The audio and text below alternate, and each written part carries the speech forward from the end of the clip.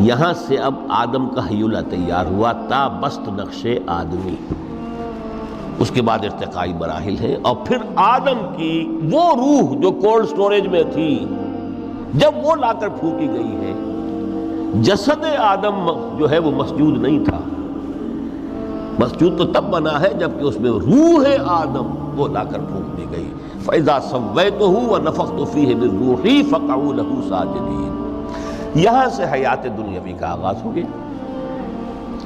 پھر وہ سلسلہ تناسل ہے، آدم اور حوا کی نسل میں سے ہر بچہ 4 ماہ کے بعد جب اس کا ایک ہیولہ رحم مادر میں تیار ہو جاتا ہے، حدیث ہے متفق علیہ عبداللہ ابن مسعود سے رضی اللہ تعالی عنہ، اور جس کے اندر آغاز میں وہ کہتے ہیں کہ حضور نے ہمیں یہ بتایا وَهُوَ الصادق المصدوق، دیکھنا تم کہیں شک میں نہ پڑ جانا، محمد کون ہے؟ الصادق المصدوق، جو سچے ہیں، جن کی سچائی کی اللہ گواہی دیتا ہے،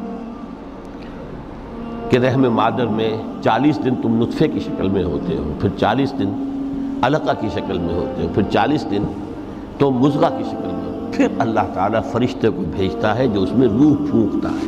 وہی عمل جو آدم کے جسد ہیولہ کے ساتھ ہوا تھا، ہر ابن آدم اور بنت آدم کے لیے وہی عمل ہے کہ جو رحم مادر میں 4 مہینے کے بعد دہرایا جاتا ہے۔ یہاں سے حیات دنیاوی شروع ہوئی، پھر موت، یہ دوسری موت ہے۔ اب پہلی موت تو وہ تھی، لیکن دوسری موت یہاں سیپریشن ہو جائے گی۔ جو زمین سے آیا تھا تخلیقی مادہ، وہ جسم میں گیا، زمین میں گیا، گل سڑ کر ختم ہوا۔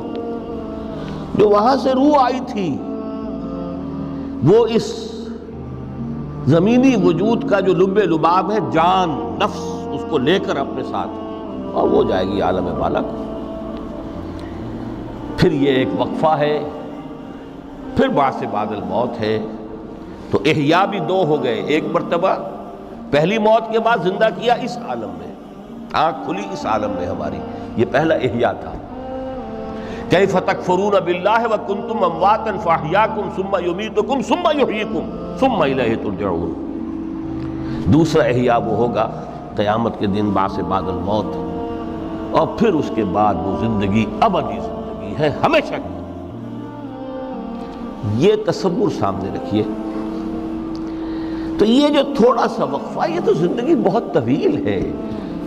تو اسے پیمانہ امروز و فردا سے نناب جاویداں پیہم دماں، ہر دم جواں ہے زندگی۔ اس میں یہ وقفہ جو ہے خلق الموت والحیات لیبلوکم ایکم احسن عملا، یہ اس جسد کے ساتھ اس روح کا اتصال، اور یہ 30 40 50 60 70 80 100 برس کی عمر، یہ ایک وقفہ ہے، یہ امتحانی وقفہ ہے۔ تمہیں جانچا جا رہا ہے، پرکھا جا رہا ہے، ایکم احسن عملا۔ اس کو بھی اقبال نے اسی نظم میں خوب بیان کیا ہے کہ قلزم ہستی سے تو ابھرا ہے مانند حباب، اس نیا خانے میں تیرا امتحان ہے زندگی۔ اب اگر تو 2 چیزیں انسان پر واضح رہیں، اور نہ صرف واضح رہیں، مستحضر رہیں۔ واضح تو ہو جاتی ہے ایک چیز، پھر آدمی بھول جاتا ہے، تو کوئی فائدہ نہیں دیتا اس کے۔ مستحضر ایک یہ کہ اصل زندگی آخرت کی زندگی ہے، طویل ہے۔ بل توسرون الحیات الدنیا والآخرۃ خیر وابقیٰ، کلا بل تحبون العاجلہ وتذرون الآخرہ۔ تم اس عاجلہ کو پسند کرتے ہو، اس دنیا کی زندگی کو تم ترجیح دیتے ہو، جبکہ آخرت ہے جو باقی رہنے والی ہے، ابدی۔ اگر تو یہ معلوم ہو، جیسا کہ سورہ عنکبوت کی آیت کے حوالے سے میں نے آپ کو آیت سنائی کہ وما هذه الحیات الدنیا الا لہو ولعب وان الدار الاخرۃ لہی الحیوان لو کانوا یعلمون۔ اصل زندگی جو ہے وہ آخرت کی زندگی ہے، کاش کہ انہیں معلوم ہوتا۔ ایک حقیقت تو یہ معلوم ہو اور مستحضر رہے کہ اصل زندگی آخرت کی زندگی ہے، اور دوسری حقیقت یہ کہ یہ دنیا کی زندگی ایک امتحانی وقفہ ہے۔ قلزم ہستی سے تو ابھرا ہے مانند حباب، اس نیا خانے میں تیرا امتحان ہے زندگی۔ یہ مستحضر رہے تو اس کا نتیجہ کیا نکلے گا؟ انسان دنیا پرست نہیں بنے گا، متاع ہے دنیا، برتنے کی چیز ہے. وما هذه الحیات الدنیا الا متاع، برتنے کی چیز ہے، برتو اسے. اب میں یہاں آپ کو کچھ حدیثیں بھی سنا دینا چاہتا ہوں. ایک حدیث میں حضور نے عجیب نقشہ کھینچا ہے. مالی ولی دنیا، لوگوں مجھے تمہاری اس دنیا سے کیا سروکار. انما مثلی کراکب استظل تحت شجرۃ ثم راح فترکھا. میری مثال تو اس سوار کسی ہے جو تھوڑی دیر کے لیے کسی درخت کے سائے میں سستانے کے لیے رک جاتا ہے. وہ اس درخت کو اپنی منزل نہیں سمجھتا، اپنا گھر نہیں سمجھتا، تھوڑی دیر کا سستانا ہے. پھر وہ اس درخت کو خیر بات کہتا ہے، اپنا راستہ لیتا ہے، اپنی منزل کی طرف رواں ہو جاتا ہے. بس اتنا تعلق، منزل یاد رہے. چنانچہ دوسری بڑی پیاری حدیث ہے، بہت مختصر بھی ہے. انما الدنیا خلقت لکم وانتم خلقتم للآخرہ. دیکھو یہ دنیا تمہارے لیے بنائی گئی ہے. خلق لکم ما فی السماوات وما فی الارض، قرآن مجید کہتا ہے. اس لیے میں نے کہا تھا خلافت ہمیں دینی تھی تو سب کچھ ہمارے لیے بنایا گیا نا.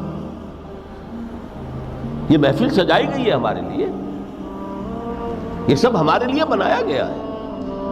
پورے عالم کو مسخر کیا گیا ہمارے لیے. سخر لکم، سورج بھی، چاند بھی، ہر چیز تمہارے لیے مسخر کی گئی ہے. انما الدنیا خلقت لکم وانتم خلقتم للآخرہ، لیکن تمہاری تخلیق ہوئی ہے، تمہیں بنایا گیا ہے، تمہیں پیدا کیا آخرت کے لیے. یہ منزل یاد رہے. میرا ٹھکانہ وہ ہے، میرا گھر وہ ہے، میری منزل وہ ہے.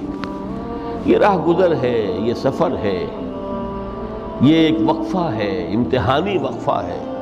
خلق الموت والحیات لیبلوکم ایکم احسن عملا.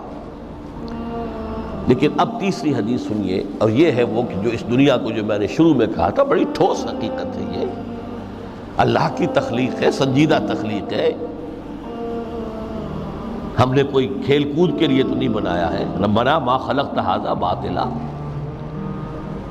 حضور فرماتے ہیں الدنیا مزرعۃ الآخرہ، دنیا آخرت کی کھیتی ہے. یہاں بوؤ گے تو وہاں کاٹو گے، یہاں بوؤ گے نہیں تو کاٹو گے کیا خاک.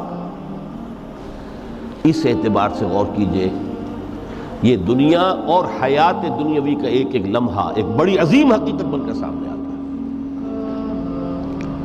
ہماری حیات دنیاوی کا ایک ایک لمحہ ابدی ہے پوٹینشلی. کیوں کہ اس میں جو کچھ ہم کما رہے ہیں اس کے نتائج ابدی زندگی پر پھیلے ہوئے ملیں گے.